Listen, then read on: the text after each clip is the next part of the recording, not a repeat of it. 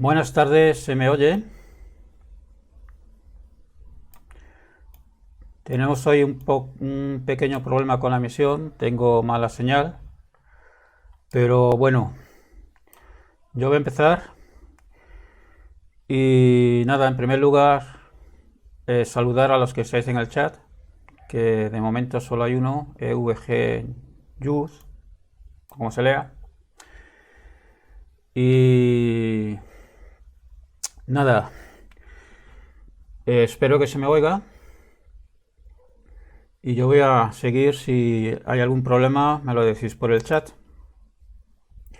A ver, comienzo este vídeo, o con este vídeo comienzo una serie en la cual iré analizando vídeos tanto de apologetas como lo que yo considero ateos militantes por sus posturas extremadamente sesgadas, sea de un bando o de otro.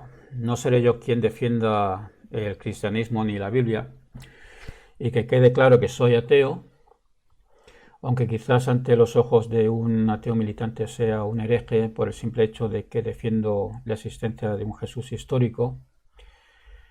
Lo que pasa es que la existencia de este personaje no hace histórico ni su divinidad, ni su resurrección, ni los milagros, ni hace tampoco en realidad la existencia del Dios bíblico ni de ningún otro Dios. Entonces, en ese sentido, no tengo ningún problema en aceptar la existencia de Jesús. En este pelotón de ateos militantes incluyo también algunos miembros del grupo afín antiterraplanista 15 grados cada hora, porque observo en algunos vídeos y directos que por parte de algunos de estos integrantes se hace afirmaciones erróneas cuando se critica la Biblia o sus relatos, como por ejemplo que en la Biblia se dice que los murciélagos son aves, o que en la Biblia se dice que existen los unicornios. Por supuesto que en los relatos bíblicos se incluyen criaturas mitológicas y la más famosa de ellas es el Leviatán, esa serpiente policabezuda, pero el unicornio no está en los relatos bíblicos y el murciélago no se incluye entre las aves. Y quien hace esas afirmaciones simplemente está leyendo el texto de una burda traducción vernácula. Pero si leemos el texto en hebreo, incluso lo que dice el texto en griego, en la traducción de la Septuaginta, veremos que no dice tal cosa como afirman estos ateos. Y sin ir más lejos, por ejemplo, ayer estuve viendo un directo de Dante donde puso un vídeo de un apologeta, un cristiano fundamentalista, que intentaba darle una explicación al asunto de la pandemia, utilizando el libro de Job. Y a esto Dante comentó que en ese libro Dios mata a la familia de Job. Yo le puse por el chat que no es así, que en este relato, precisamente en este relato, quien mata a la familia de Job no es Dios, sino Ha-Satán, o Satán, según las traducciones al castellano.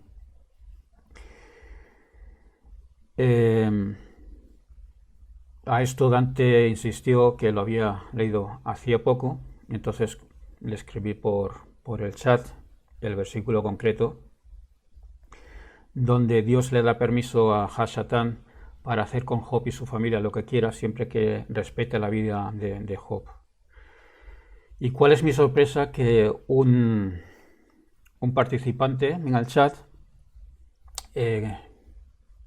contestó que ese versículo no era correcto. Entonces, como insinuando que yo me había inventado ese versículo. Es decir, el comentarista actuó como lo suelen hacer los terraplanistas para defender a su líder. Yo soy consciente de que Dante no se cree líder de nadie, pero parece ser que hay seguidores suyos que lo tienen en un pedestal, como suelen hacer los terraplanistas, por ejemplo con Irlanducci. Simplemente Dante se equivocó y todos nos equivocamos. Yo mismo he dado fe de rata en mis vídeos. Y por supuesto seguiré errando. Tengo amigos expertos, docentes en hebreo, en griego, en ciencias bíblicas y espero y deseo que si ven este vídeo observan que cometo algún error, lo pongan en los comentarios, porque lo que pretendemos es enseñar correctamente y esas enseñanzas no sean tendenciosas, da igual que sea enseñanzas por parte de un creyente o un ateo. Siempre que no lleguemos a extremos, vamos a aprender. Realmente estas afirmaciones son erróneas son insignificantes, que no tiene trascendencia alguna, pero yo opino que si queremos hacer alguna crítica de algo debemos conocer muy bien lo que estamos criticando. Así que este será el comienzo La señal, pero bueno, yo voy a empezar y nada, en primer lugar saludar a los que estáis en el chat. Que de momento solo hay uno, EVG Youth, como se lea. Y nada, espero que se me oiga. Bueno, tenemos aquí problemas de emisión. Yo voy a seguir hablando y si esto lo subo mañana a internet, a mi canal. Bueno, pues lo que decía, este es el acometido de esta serie que voy a iniciar, dar bases y aportar datos bien documentados que sirvan para poder argumentar con criterio. En este primer vídeo vamos a analizar una intervención que tuvo un tal Iván Antezana en un congreso de ateos en México y sin duda alguna puedo incluir a este ateo dentro del grupo de los ateos militantes, que en realidad es el extremo opuesto a lo que viene a ser un apologeta fundamentalista. Así que vamos a ver el primer vídeo. Como vemos aquí, en el primer siglo de la era común, apareció en la región oriental del Mediterráneo un notable líder religioso, quien enseñó a adorar a un Dios verdadero y declaró que la religión no significaba el sacrificio de bestias, sino la práctica de la caridad y la piedad y la cancelación del odio y la enemistad. Se dijo de él que hizo milagros de bondad, expulsó demonios, curó a los enfermos y resucitó a los muertos. Su ejemplar vida llevó a algunos de sus seguidores a afirmar que era el Hijo de Dios, aunque él decía que era el hijo de un hombre. Acusado de sedición contra Roma, fue arrestado. Tras su muerte, sus discípulos afirmaron que había resucitado de entre los muertos, se les había aparecido vivo y luego ascendió al cielo. ¿Quién fue este maestro y hacedor de maravillas? Su nombre era Polonio de Tiana. Murió en el año 98 de la era común y su historia se puede leer en la vida de Polonio de Tiana de Flavio Filóstrato. ¿Lo confundieron con alguien? Y no es de extrañar porque en verdad lo que trato de demostrar con esta introducción es que vamos a encontrar que la famosa biografía de este personaje de Jesús de Nazaret es básicamente un núcleo, ¿no? Mínimo, y por esa razón a muchos historiadores con el tiempo han declarado que han descubierto que alguien podría ser. Claro, si son 4 o 5 postulados, bueno, 22 si nos basamos en el mitotipo Raglan. Hay toda una teoría mítica, ¿no? Lo desarrolla bastante bien Mircea Eliade cuando dice que al paso de unos 200 años ya una persona deja de ser persona y pasa a ser un héroe. Y en el momento en que es héroe, su biografía es olvidada y básicamente se le adjudican los hechos de un héroe. Y él pone varios ejemplos, ¿no? Así es como este ateo militante introduce su intervención que trata sobre la ahistoricidad de Jesús. No sé si de forma disimulada quería hacer creer al público, sobre todo a aquellos que no tienen conocimiento de los documentos y su cronología, que los relatos sobre Jesús son una burda copia de los relatos sobre Apolonio de Tiana.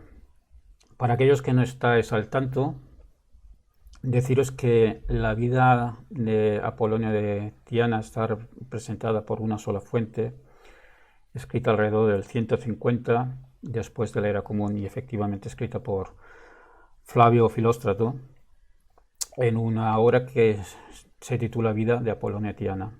En realidad hay una segunda fuente, una pequeña inscripción, unas pocas líneas, pero sobre este personaje y las fuentes pertinentes me pronunciaré más adelante con mucho más detalle, pero no será en esta primera parte del vídeo, sino más adelante, porque no voy a poder abarcar todo. También hubo apologetas disfrazados de historiadores, como siempre, de tiempos modernos, que más motivados por intereses teológicos que por un estudio de la historia, postularon que Filóstrato escribió la vida de Apolonio para rivalizar con el cristianismo emergente. Así que vamos a ver el siguiente vídeo. Vamos a ver.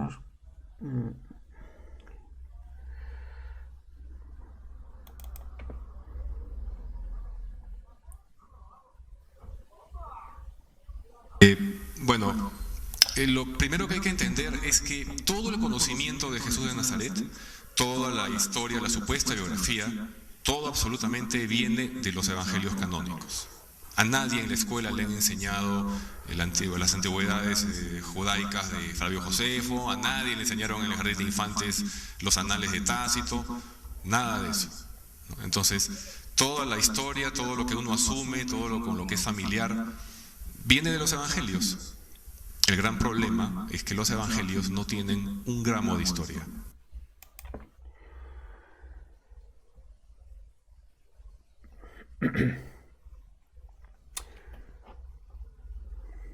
A ver, es cierto que en la escuela de infantes a nadie nos hablan de los supuestos registros históricos de Jesús en Tácito o en Flavio Josefo, pero tampoco en la escuela de infantes se nos enseña acerca de la investigación académica acerca de la historicidad de Jesús. Así que no entiendo este argumento. Pero esta conferencia se supone que va a tratar de investigación académica que se enseña en las academias y no en las escuelas, sea favorable o no a la historicidad de Jesús. Así que no entiendo a qué viene este comentario de que en las escuelas infantes nos enseñan a estos historiadores. Y por supuesto que no estoy de acuerdo con su afirmación tan rotunda de que en los evangelios no hay ni un gramo de historia.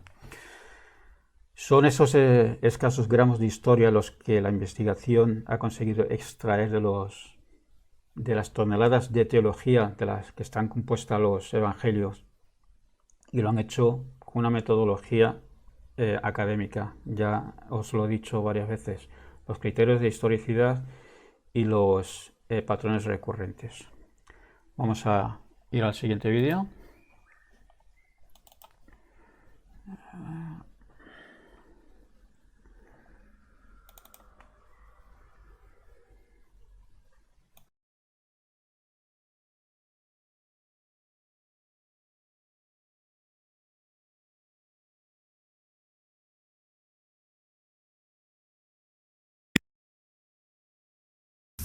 El tema es ciertamente difícil de abordar porque hace muchos años que han ocurrido los hechos, las fuentes son muy escasas y digamos estamos hablando de unos 1600 a 1700 años de cristianismo institucionalizado, llevan a que estas historias ya se den por ciertas.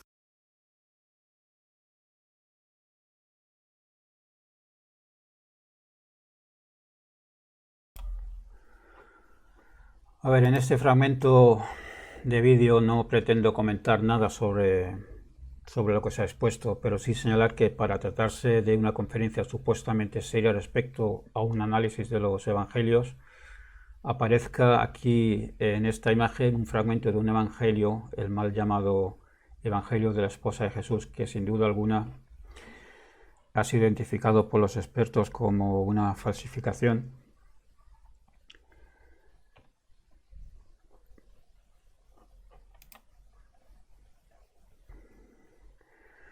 Y detalles sobre este fragmento no daré porque no quiero desviarme del tema, pero quizás en un futuro le dedique un vídeo a este polémico fragmento y a otros muchos fragmentos que circulan por ahí que son polémicos, como mínimo.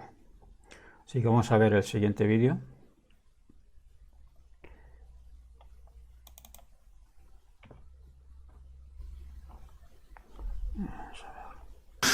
El año 2012, un prestigioso historiador, Bart Ehrman, publicó un libro titulado, ¿no?, Did Jesus Exist? ¿Existió Jesús?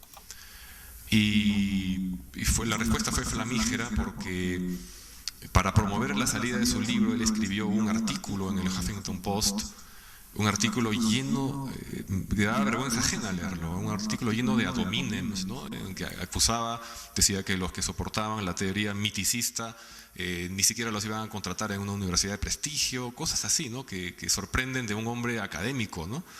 Y por supuesto le salió al frente a Richard Carrier y destruyó ese texto, y cuando salió el libro lo destruyó también porque era un libro de especulativo, y era una pena porque Ehrman tiene títulos muy importantes.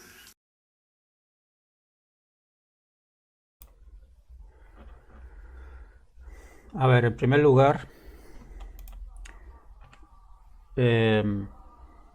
Bart Ehrman no es historiador.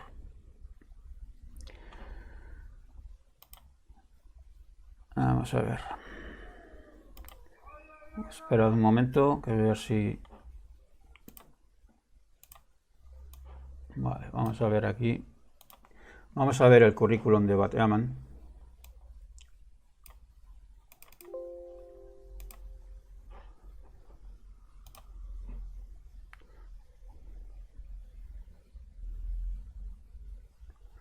Vamos a ver si carga, porque tengo problemas con la conexión.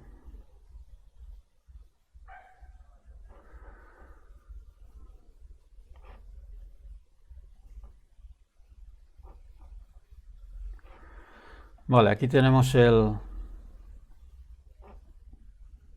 A ver, cambiamos de pantalla. A ver, perdón. 2. Aquí tenemos el currículum de Bart Ehrman y simplemente no figura como historiador. Esto no quiere decir que Ehrman no investigue la historicidad de Jesús como un historiador, pero no tiene el título de historiador, así que ya por ahí nuestro apologeta se está equivocando.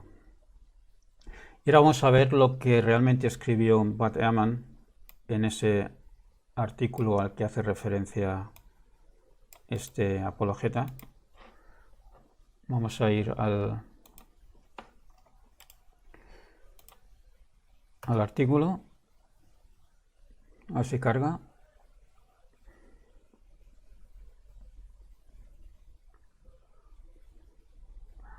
Hoy me va fatal la conexión.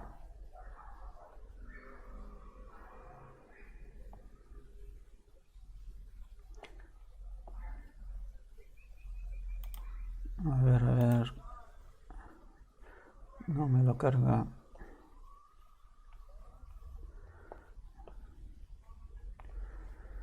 Esperad un momento. Ahí está. Vale, aquí. A ver. Aquí os lo voy a leer. Vale. Aquí dice: Few of these mystics are actually scholars trained in ancient history, religion, biblical studies, or any cognate field. Es decir, Ehrman no está generalizando, no dijo los que soportaban la teoría misticista o mitista. No generaliza, no dijo los, sino dijo pocos tienen formación académica en historia, pocos, no en general. Pocos tienen formación académica en historia, religión, etc. Y además agrega que hay un par de excepciones, couple of exceptions, entre los cientos o miles 2 en concreto de los que él tenga conocimiento.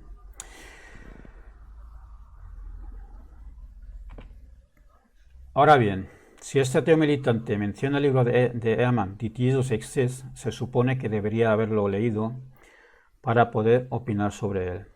Y si lo hubiese hecho, sabría que ahí Ehrman especifica y identifica a qué 2 estudiosos se refiere.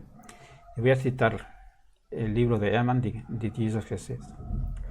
Some of the other mysticists I will mention throughout the study include Richard Carrier, who, along with Price, is the only mysticist, to my knowledge, with graduate training in a relevant field. Es decir, que no solo dice que conoce a algunos que sí son estudiosos en algún campo relevante, sino que los identifica. Entre ellos está Richard Carrier, que para este apologeta es una especie de dios ateo, y el otro es Price, que también es un estudioso que tiene estudios en algún tema relacionado con los estudios bíblicos. Por ejemplo, Richard Carrier es historiador, tiene la carrera de historiador, así que ahí está citando mal a Ehrman y no conoce lo que piensa Ehrman y lo que dijo Ehrman. Luego prosigue el ateo militante diciendo que Carrier destruyó ese texto y por supuesto destruyó también el libro de Ehrman. Podemos sospechar que el ateo militante no leyó el artículo del Huffington Post, o lo leyó y no lo entendió, o si lo entendió y está engañando al público. ¿Por qué? Para seguir su agenda atea militante. Y podemos sospechar también que no leyó el libro de Ehrman, porque si ahí cita a esos 2 estudios misticistas, este militante parece ser que no, o leyó el libro, no lo entendió, o no tiene ni idea, o está mintiendo directamente. Así que menos vergüenza ajena y más vergüenza propia le recomendaría yo a este ateo militante. Además que me parece un poco infantil esta expresión y poco profesional, esta expresión que dice Carrier destruyó el libro de Ehrman. Y no será la última vez que utilice esta forma de hablar un poco infantil y naif, que me recuerda al bando de los apologetas, que actúan de la misma manera, es que son iguales. Esto, no sé, en Facebook o en un vídeo privado para YouTube, bien, es respetable, pero en una conferencia que se supone que se va a analizar de forma seria académica la historicidad o ahistoricidad de Jesús, estas formas me parecen que están fuera de lugar y me parecen cuestionables.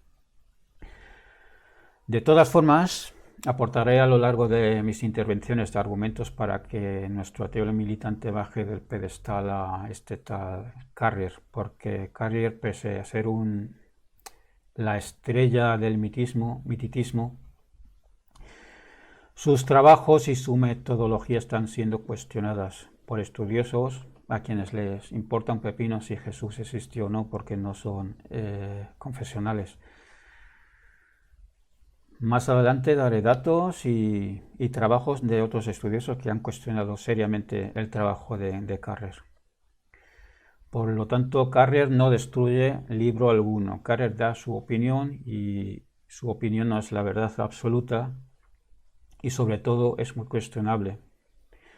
Así que bajemos un poquito los humos. Vamos a ver el siguiente vídeo.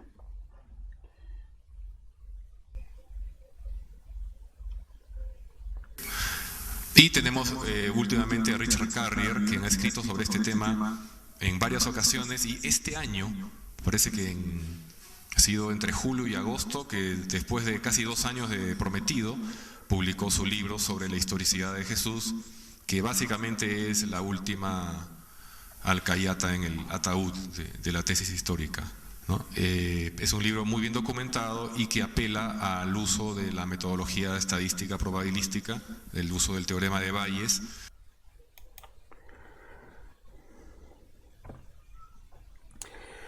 Bien, aquí es donde el ateo militante nos habla de la última verdad indiscutible que cierra el debate sobre la historicidad de Jesús, según él, claro. El último libro de Carrier es la última alcayata en el ataúd de la tesis histórica. Es decir, con el libro de Carrier la historicidad de Jesús y la investigación que la defiende ha muerto, porque Carrier lo ha enterrado definitivamente. ¿Y cómo lo ha conseguido? Pues basándote según él, en el incuestionable y todopoderoso teorema de Bayes. Sobre este teorema hablaré más adelante, será en otro vídeo, porque aquí no va a dar tiempo. Pero veremos cómo esta kriptonita anti-Jesús histórico no es tan eficaz como pretende afirmar este apologeta. Adelanto, por ejemplo, que en base a este teorema hay quien ha demostrado la resurrección de Jesús. ¿Qué cosas? La misma metodología puede llevarte a la conclusión de que Jesús no existió, y también te puede llevar a la conclusión de que Jesús resucitó de los muertos. Así que un poquito menos de afirmar con tal rotundidad algo que no tiene sentido. Vamos al siguiente vídeo.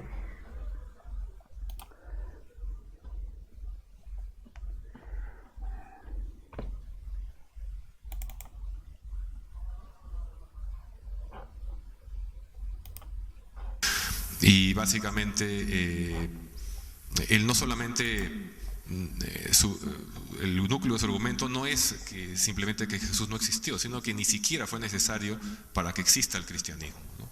Entonces, eso es lo que vamos a tratar de ver más adelante. El argumento del silencio es fuerte, incluso en las epístolas paulinas. El argumento del silencio es cuando se busca un postulado, una evidencia de algo entre todas las fuentes disponibles contemporáneas y no se encuentra una sola palabra de eso. Y ese es el caso de Jesús de Nazaret. Entonces hay un argumento del silencio sobre Jesús de Nazaret, pero ojo, el argumento del silencio es todavía más fuerte y contundente en el caso de Pablo de Tarso. Bueno, el argumento del silencio respecto a Jesús postula lo siguiente. Si Jesús existió, diversos intelectuales de la época, como filósofos o historiadores, debieron haber escrito sobre él. Diversos intelectuales de su época no escribieron sobre él, por lo tanto Jesús no existió. En realidad esto, más que un argumento, es una falacia, porque esto no contempla causas por las que los autores contemporáneos a Jesús no lo mencionaron. Para empezar, no tenemos los originales de estos autores, tenemos solo copias, y ya sabemos que estas copias manuscritas sufren a lo largo de la historia cambios en la transmisión del texto, o cambios durante la transmisión del texto, mejor dicho. Así que cabe la posibilidad de que algún autor de la contemporáneo a Jesús sí escribió sobre Jesús, y estas menciones fueron eliminadas.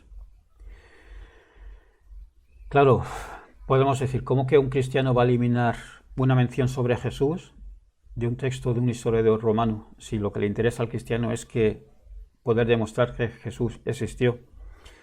Pero pongamos, por ejemplo, a Tácito.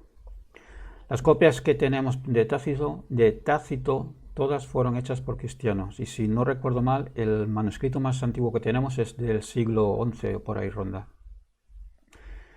¿Cómo puedo pensar que un cristiano eliminaría las menciones a Jesús por parte de Tácito? Si un cristiano, como ya dije, le interesaría demostrar que un historiador de la antigüedad hablase sobre Jesús. Pues porque quizás lo que decía el manuscrito original no era muy favorable a la persona de Jesús, o al personaje de Jesús. Ya vimos en otro vídeo sobre el texto flaviano cómo es muy probable que el texto original hablase mal de Jesús y un cristiano eliminó esas partes del texto flaviano donde Flavio Josefo ponía o colocaba a Jesús dentro del conjunto de sediciosos de aquella época. Ya lo mencioné, creo, también en ese vídeo, que es muy sospechoso que en los anales de Tácito se señale año a año todos los acontecimientos más importantes, pero justo en esos años, creo que fueron 3 años, donde se supone que Jesús emprendió su ministerio apocalíptico antirromano, claramente político, justo esos 3 años faltan en los anales de Tácito. Lo que ocurrió antes de esos años y lo que ocurrió después está recogido, pero justo esos 3 años están ausentes. Así que podemos pensar que un cristiano copista decidió eliminar esos pasajes porque le resultó más fácil eliminarlos que cambiar 3 años de registro que hablaban mal de Jesús. Como Jesús fue un sedicioso y Tácito probablemente habló en ese sentido de Jesús, pues el cristiano lo eliminó. Otra probabilidad de por qué nadie o los historiadores de la antigüedad no mencionan a Jesús puede ser que esos documentos quizás no hayan sobrevivido, es otra posibilidad.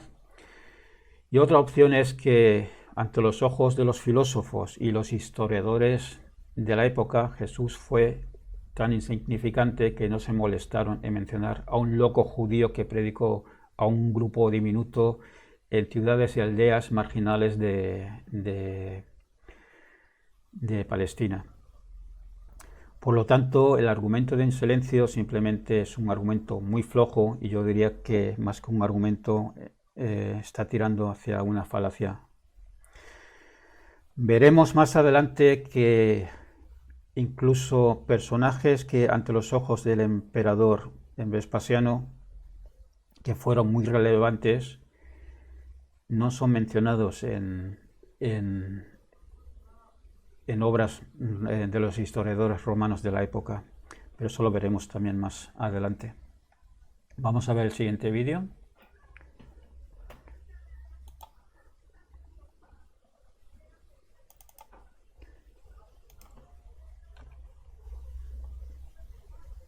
Secundado mayoritariamente de Hermann Detering, es un personaje creado por Marción, un apóstata, bueno, uno de los representantes de una escuela de cristianismo a mediados del siglo II, ¿no? Y Detering dice pues que todas las cartas paulinas, no solamente digamos unas 7 de las 13 que hay, no, él dice todas son falsas, todas son redacción del siglo II, ninguna fue escrita en el año 60 como se suele especular, ¿no? Entonces, pero eso es motivo de discusión.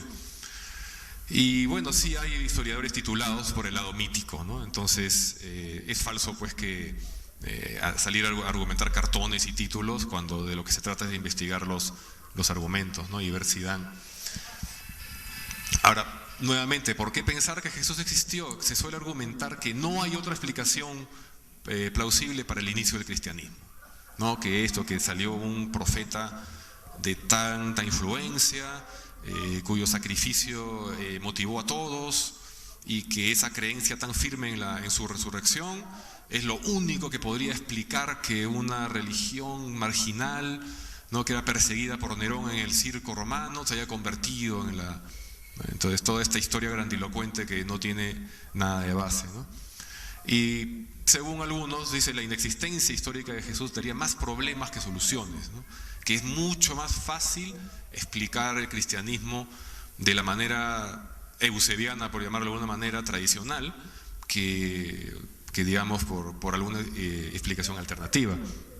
La fe imposible dice, pues, tiene 17 capítulos para argumentar que es tan delirante lo que decían los evangelios que tenía que ser verdad, pues, ¿no? Que era tan fácil refutarlo, que el descrédito hubiera sido terrible, ¿no? Y entonces la conclusión es, la resurrección fue real y por lo tanto el cristianismo es verdadero en todo lo que dice.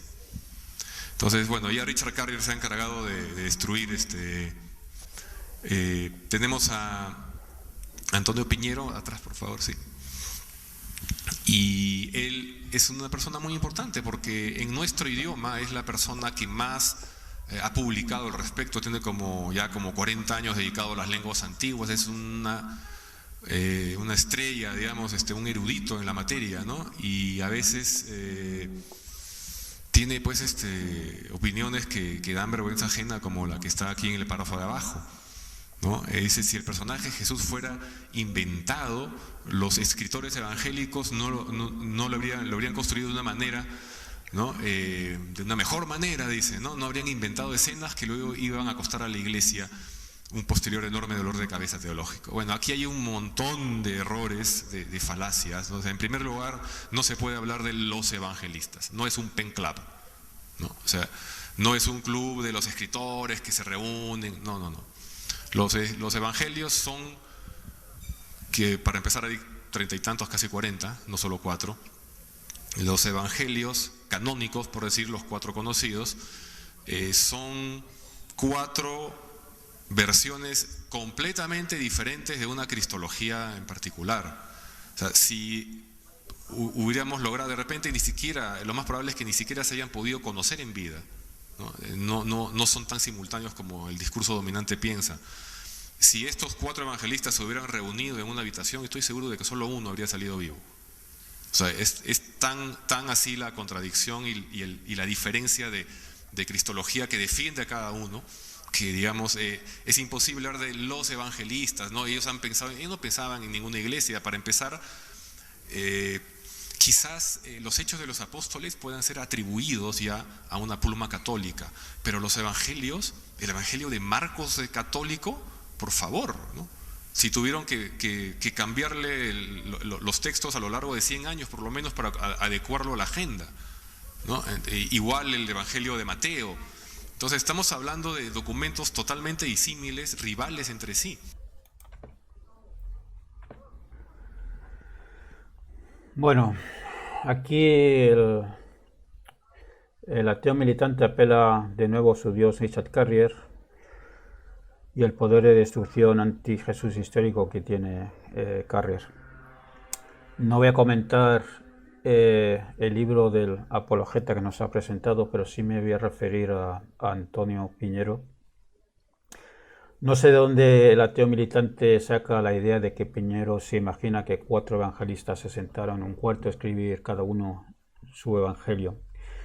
Su afirmación de que hay 30 y tantos, casi 40 evangelios se queda corta, porque según el propio Antonio Piñero dice que hay unos 80. Escribió un libro, Todos los Evangelios, que creo recordar que enumera, no sé si son 82 o algo así.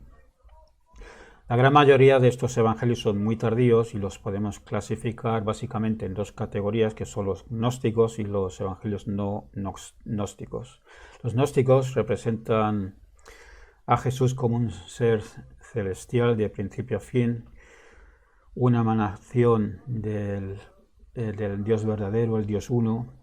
Jesús es el verbo que emana del Dios uno, que viene a la tierra a enseñarles a una élite, aquellos judíos o judeocristianos que tienen la chispa divina dentro de sí.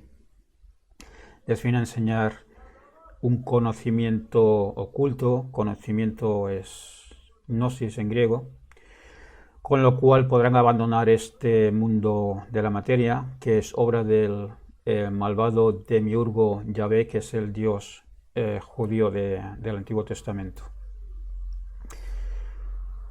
Este demiurgo, este Yahvé, es el último eslabón de un montón de emanaciones, y en realidad esta filología es básicamente la filosofía de Platón muy vulgarizada. Los demás evangelios no gnósticos dependen de los canónicos sin duda alguna, añadiendo historias a la cual más fantasiosas. Si ya de por sí los evangelios canónicos contienen historias muy fantásticas, mucho más fantásticas son los relatos en estos evangelios apócrifos. Por ejemplo, los evangelios de la infancia de Jesús relatan cómo Jesús crea, por ejemplo, pájaros de barro y les da vida. O evangelios de la infancia de María, donde dragones y ángeles le dan de comer a la niña María. Hay un evangelio de Pedro que narra lo que ocurrió durante la resurrección. Jesús sale de la tumba acompañado de 2 gigantes cuyas cabezas llegan hasta las nubes y en el cielo aparece una cruz que les habla. Estos son los evangelios apócrifos. Entonces, si quiere dar a entender que esos evangelios apócrifos contienen algo serio que se debe tener en cuenta para la investigación sobre el Jesús histórico, simplemente está equivocado.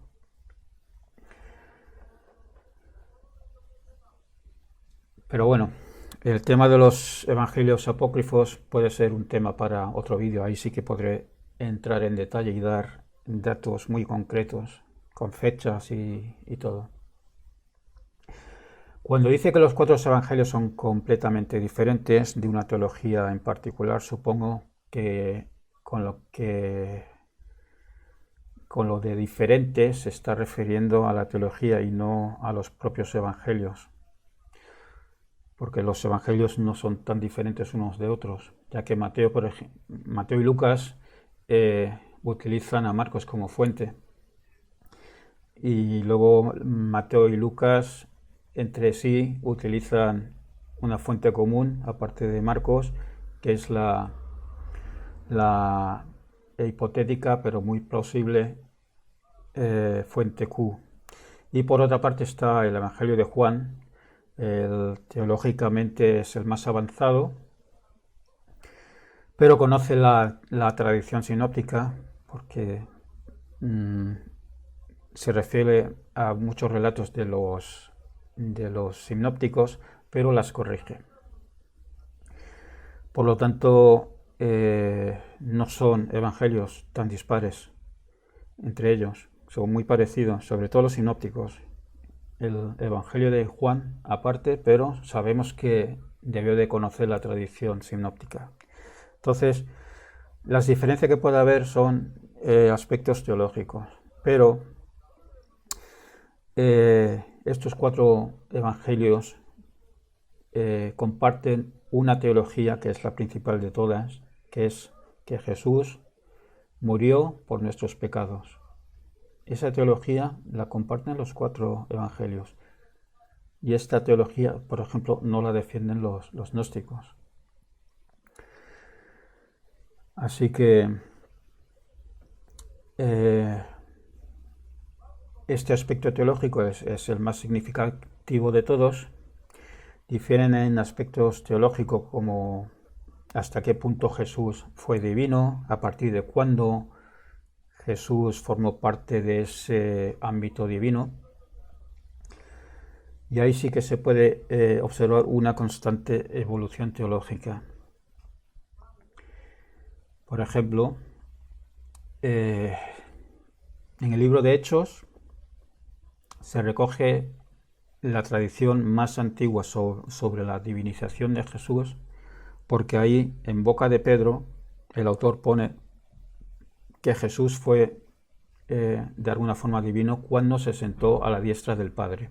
Cuando ascendió a los cielos, se sentó a la diestra del Padre. A partir de ahí, Jesús se considera un ente que forma parte del ámbito divino. Hay que entender la cosmología de los judíos de aquella época. Se imaginaban que Jesús estaba ahí arriba en el cielo, junto a Dios, un cielo que estaba como una semicúpula cubriendo la tierra plana en el 7º cielo. Ese era el pensamiento judío. Ahí es donde estaba sentado Yahvé, y ahí se sentó Jesús en un trono más chiquitito al lado de Dios. Esa es la tradición más antigua que se recoge en el libro de los Hechos, aunque el libro de los Hechos es anterior al Evangelio de Marcos y de Mateo, pero recoge esa tradición más antigua. Luego está Marcos, y para Marcos la divinización de Jesús comienza con el bautismo, cuando aparece la voz en el cielo y declara que Jesús es su hijo adoptivo. A partir de ahí Jesús para Marcos es divino. Luego aparecen Mateo y Lucas que nos narran la infancia de Jesús y la concepción virginal. Y ahí para Mateo y para Lucas Jesús es divino en el momento de la concepción porque ocurrió mediante un milagro. Pero luego está Juan, el más tardío de todos, que nos dice que Jesús fue divino antes de la creación incluso. Jesús era el verbo que existió antes de la creación.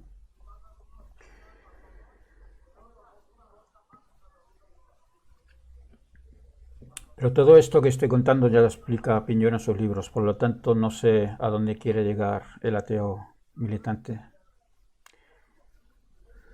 El problema que tiene este ateo militante es que generaliza y no entra en detalles, entonces a veces no se entiende qué es lo que quiere decir.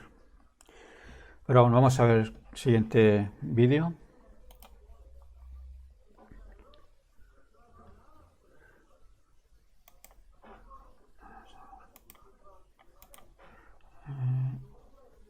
El 8.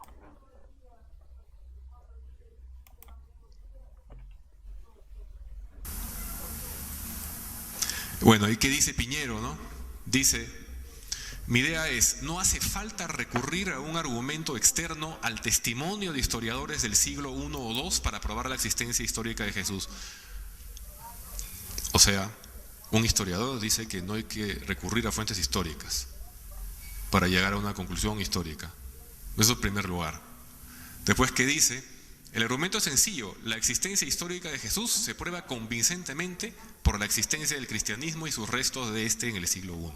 Es una tautología, pues. Eso, como hay cristianismo, hay Cristo.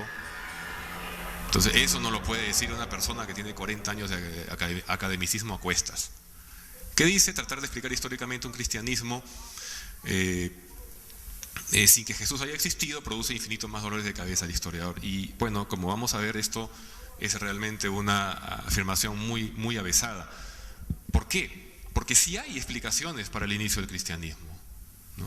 Y que no pasan porque una persona en un lugar haya existido. De hecho, el último lugar donde el cristianismo habrá aparecido fue Judea. Y tenemos también a Antonio Piñero nuevamente, que él en una entrevista, y son sus palabras textuales, dijo: hay más pruebas de la existencia de Jesús que la de Julio César. Bueno, aquí el ateo militante está interpretando de nuevo de forma falaz lo que le viene en gana. Dice: un historiador dice que no hay que recurrir a fuentes históricas. Piñero no está diciendo que no haya que recurrir en el caso de Jesús a fuentes históricas. Está dando a entender que con los propios evangelios es más que suficiente para deducir la existencia histórica de Jesús.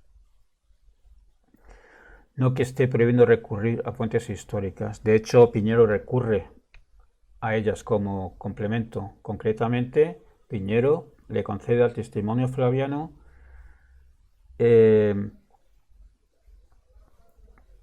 críticamente analizado una fuente histórica extrabíblica válida para sostener la historicidad de Jesús.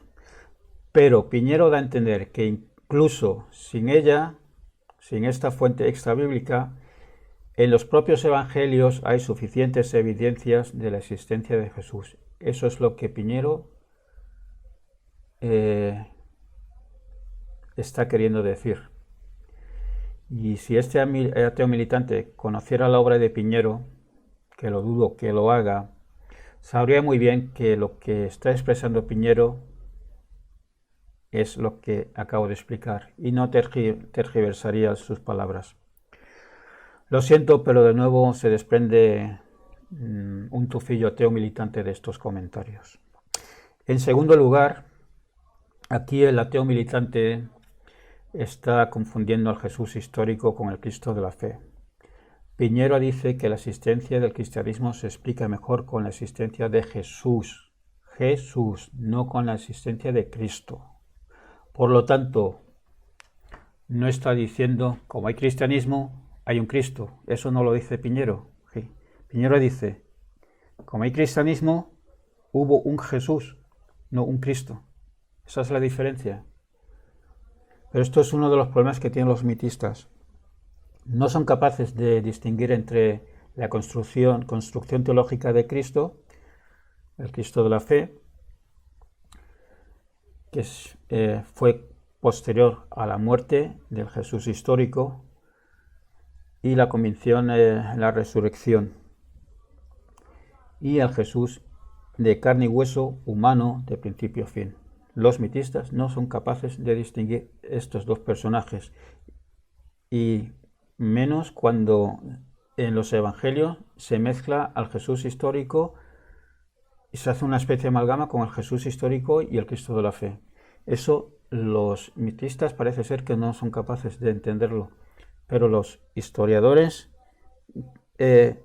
ya hace tiempo que han separado al Jesús histórico del Cristo de la fe.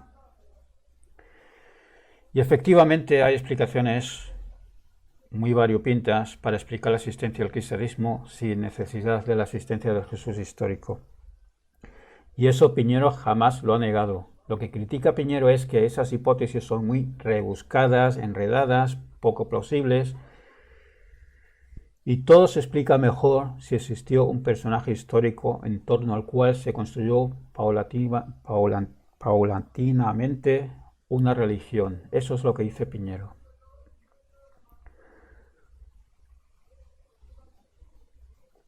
Pero lo dicho, este ateo militante ahora habla de Piñero y simplemente no conoce la obra de Piñero. Le tengo que dar la razón al ateo militante cuando dice que el último lugar donde el cristianismo hubiese aparecido, eso hubiese sido Judea. Pero es que no fue allí donde apareció el cristianismo.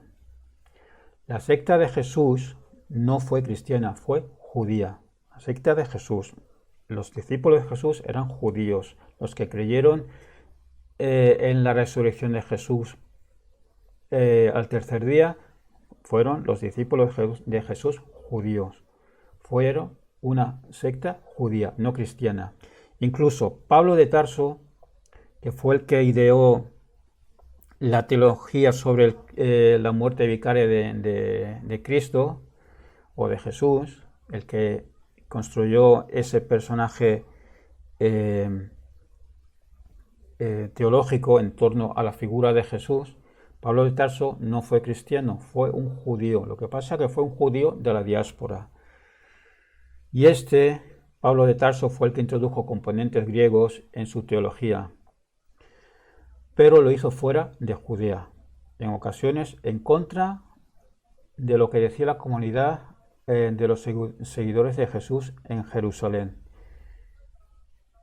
Y tenemos en las propias cartas de Pablo y en los libros de los Hechos las dificultades que tuvo Pablo con los pilares de la iglesia de Jerusalén. Por ejemplo, el tema de la circuncisión. Entonces, hasta aquí seguimos siendo judíos.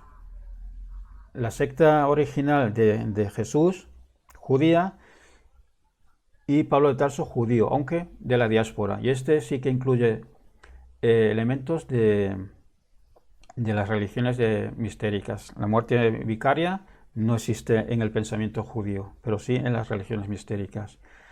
Lo que pasa que ocurrió un hecho histórico que fue la destrucción de Judá, de Jerusalén y el templo. Y este hecho abrió el camino a los cristianos helenistas. Los cristianos que siguieron el pensamiento griego de Pablo de que Jesús murió por los pecados de la humanidad, esta teología universalista, estos judíos, estos cristianos, estos seguidores de esta secta cristiana fuera de Judá, se les abrió las puertas con la guerra de Roma, porque los judíos que estuvieron en Judá seguramente que fueron diezmados junto a los demás judíos por las tropas romanas. Así que de nuevo este argumento es un argumento tan superficial que no me lo puedo tomar en serio. Luego, en cuanto a las palabras textuales de Piñero, efectivamente estas que dijo que hay más pruebas de Jesús que de Julio César, efectivamente esas palabras son de Piñero. Yo me enteré de ello porque hace años, creo que fue el 2014 por ahí, yo participaba o sigo participando en Facebook, y en algún momento dado puse alguna cita de Antonio Piñero y alguien me contestó que no podía tomarse en serio Piñero porque Piñero dijo que hay más pruebas de Jesús que de Julio César. Entonces, primero me aseguré que Piñero realmente había dicho eso. ¿Cómo lo hice? Escribiendo a Piñero. Entonces, me puse en contacto con Antonio Piñero, le mandé un email y les voy a enseñar qué es lo que dijo y por qué lo dijo. Voy a poneros primero el mail que yo le mandé. Vamos a ver. Ahí está. Es del 30 de diciembre del 2014. Entonces le escribí: estimado amigo, en primer lugar felicitarte de las fiestas. Hacía tiempo que no te hacía una consulta. Llevo años publicando y debatiendo en los foros de Facebook acerca del Jesús histórico. Por un lado me las veo con los creyentes, por otro lado con los negacionistas. Entre ellos hay algún historiador. Mientras se exhiban argumentos me parecen debates constructivos y didácticos, pero a veces recurren a falacias. Como podrás imaginar, cito con frecuencia tus trabajos. En ocasiones alguien ha argumentado que no te toma muy en serio y para ello citan una frase que al parecer pronunciaste en algún medio, que es la siguiente: hay más pruebas de la existencia de Jesús que de Julio César. Me imagino que la sacan fuera de contexto y la malinterpretan. Me gustaría que me dijeras qué quisiste expresar con dicha frase. Un saludo. Y esto es lo que me contestó Piñero.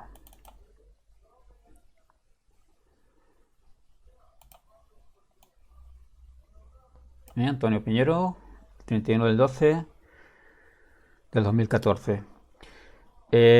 Publico la respuesta que me dio porque no habrá ningún problema que la publique, porque este email con esta respuesta a mi pregunta y la respuesta la publicó Piñero en su blog.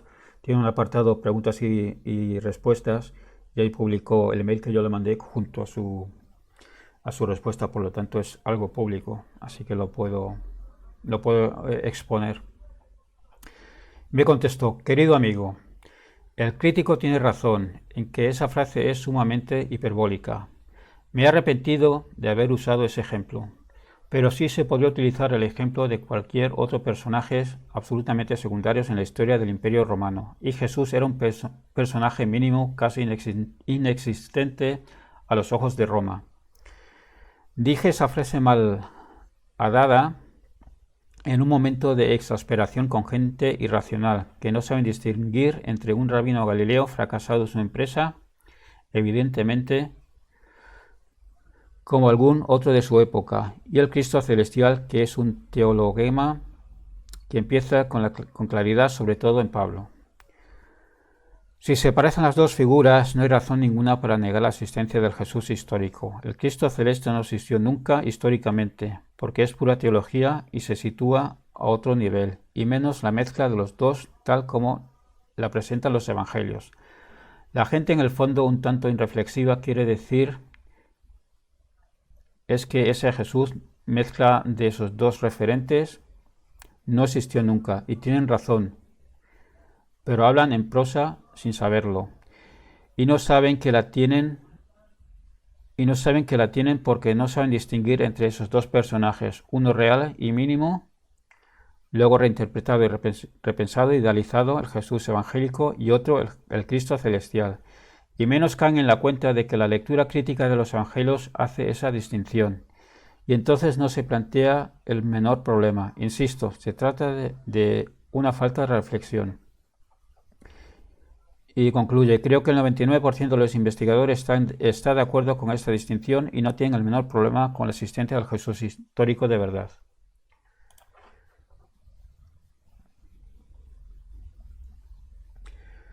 Pues queda claro por qué Piñero dijo tal frase.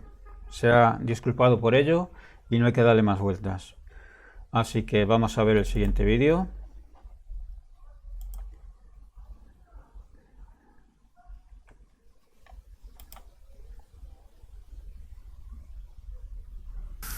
Los textos se copiaban a mano.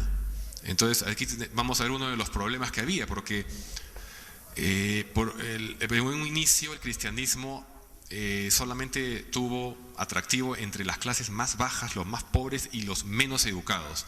No tenían escribas competentes para poder reproducir sus textos, y en un primer momento había demasiados errores por incompetencia, pero después de aproximadamente ya para el siglo II, cuando empiezan a nuclear a intelectuales, a los apologistas cristianos más antiguos, entonces ya empiezan a tener escribas, y como empiezan a saber lo que están copiando, empiezan a introducir su agenda.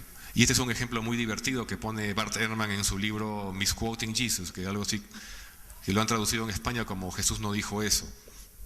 No, este es el Codex Vaticanus, que está en el Vaticano, es una copia casi completa del Nuevo Testamento que corresponde al siglo IV.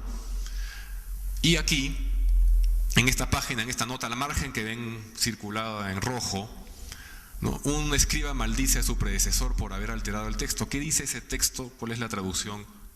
Dice, tonto y pícaro, deja la antigua lectura, no la cambies. Entonces, estos son casos habituales en la transmisión de los documentos cristianos, en particular. Los judíos sí eran muchísimo más celosos para copiar sus textos y no cambiar ni una coma, pero los cristianos a la limón tenían que ir cambiando las cosas. Aquí el ateo militante parece ser que nos esté descubriendo el mundo, y como es costumbre aborda el tema de forma muy superficial y tendenciosa.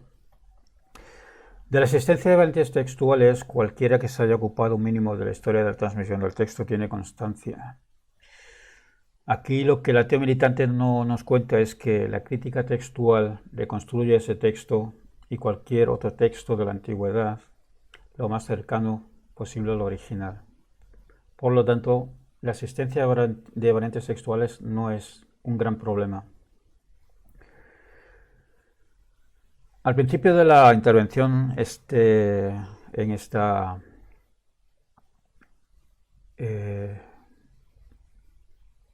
este encuentro de ateos,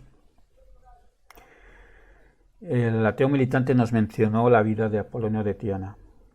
Veremos más adelante cómo el texto de Filóstrato, cuyos originales no tenemos, sufrió igualmente alteraciones. Señalar sobre todo a los escritos cristianos como esos textos que sufren alteraciones es tendencioso. Muchísimos otros textos no cristianos han sufrido igualmente alteraciones, y entre ellos la vida de Apolonio de Tiana. Eso lo veremos más adelante, que será en otro vídeo, porque aquí no me da tiempo para abarcar todo y quiero detallarlo todo muy bien. En cuanto a que los judíos fueron más celosos a la hora de copiar sus textos, quizás el ateo militante desconozca los manuscritos de Qumran, así que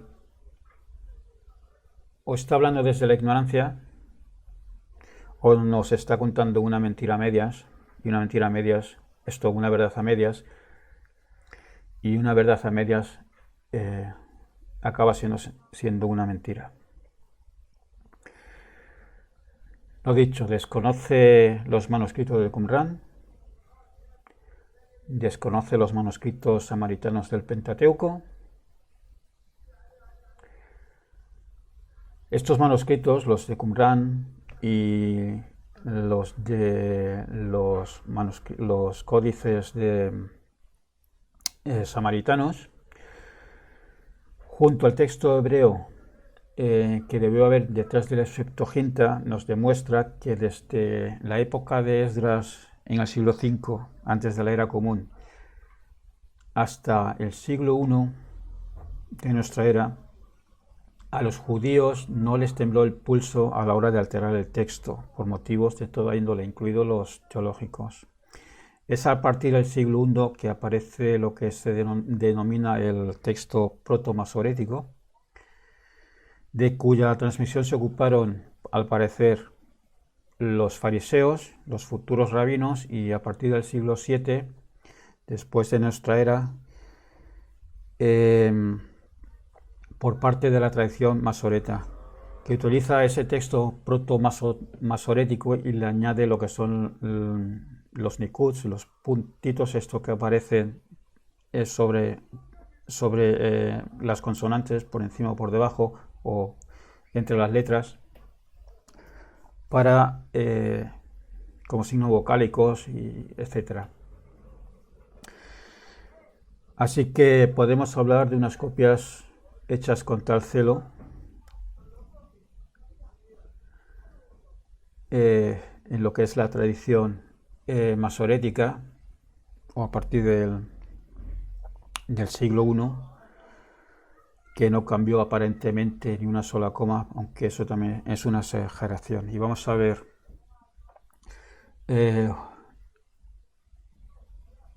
un texto que yo suelo utilizar mucho para ver cómo el texto hebreo sí que se alteró por razones teológicas. Tenemos aquí a la izquierda el Codex Alepo, que es, si no recuerdo mal, del siglo VIII de nuestra era común, y aquí el 4Q44, si no recuerdo mal, es del siglo I antes de la era común. Tienen más o menos unos 1000 años de diferencia entre unos y otros.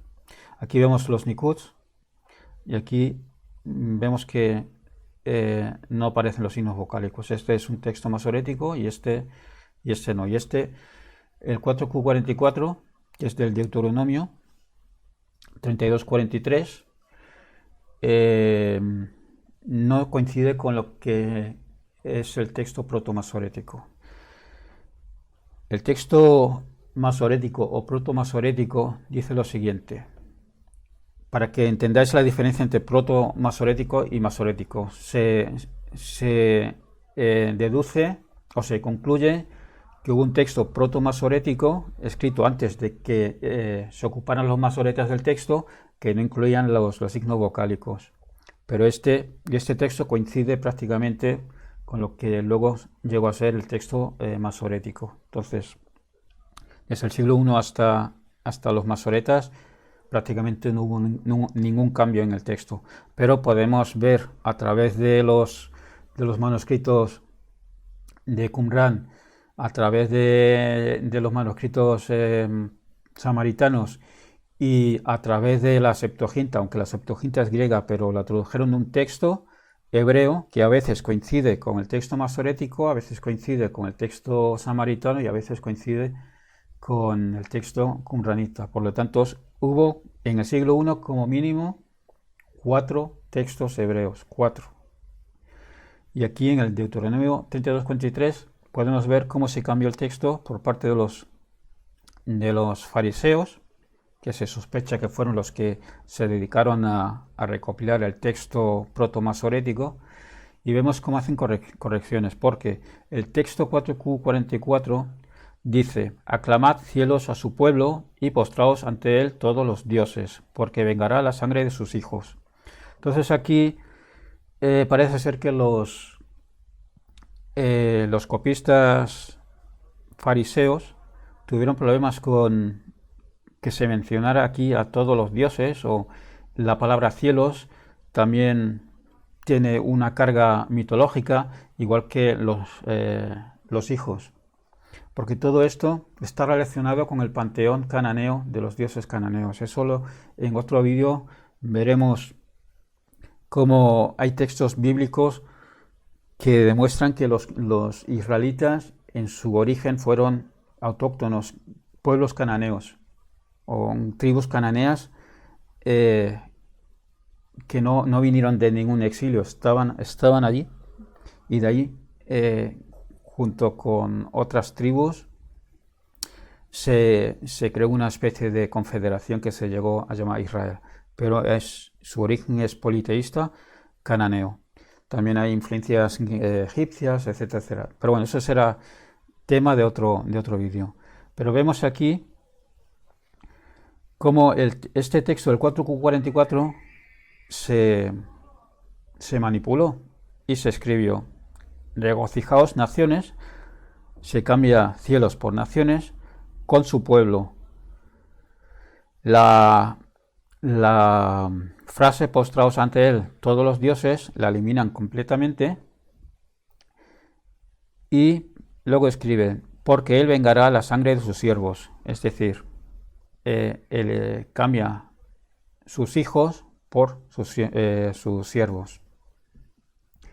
Entonces, lo dicho, o el apologeta no tiene idea de lo que está hablando,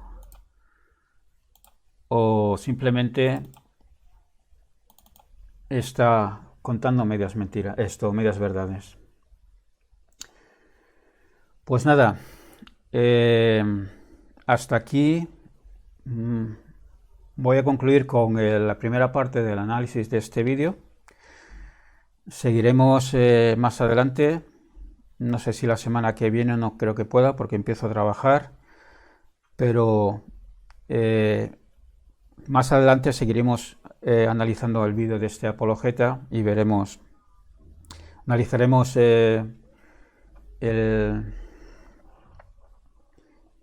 lo que es la vida de Apolonio de Tiana, las fuentes que tenemos, como el texto, igualmente que los textos cristianos fueron alterados. Veremos en detalle en qué consiste este teorema que utiliza Carrier en su último libro para demostrar que es prácticamente poco probable que Jesús existiera. Lo hace en base a una fórmula matemática. Y bueno, como ya adelanté, hay quien ha utilizado este teorema para demostrar la historicidad de la resurrección de Jesús. Pero claro, es que tenemos aquí, como ya dije, los extremos. Tenemos a un apologeta con esa fórmula demostrando la historicidad de la resurrección de Jesús, y con esa misma fórmula o ese mismo teorema, en el otro extremo, el ateo militante Carrier demuestra la inexistencia de Jesús. Pero luego hay, como ya dije, investigadores que han cuestionado que ese teorema se pueda utilizar de forma tan alegre para demostrar si un hecho histórico o un relato en un documento histórico realmente fue histórico o no. Eso lo veremos más adelante. No sé cómo está funcionando la transmisión, no sé si hay cortes o no. Entonces yo estoy viendo aquí el chat, no sé si está en directo o no. Si hay alguna pregunta,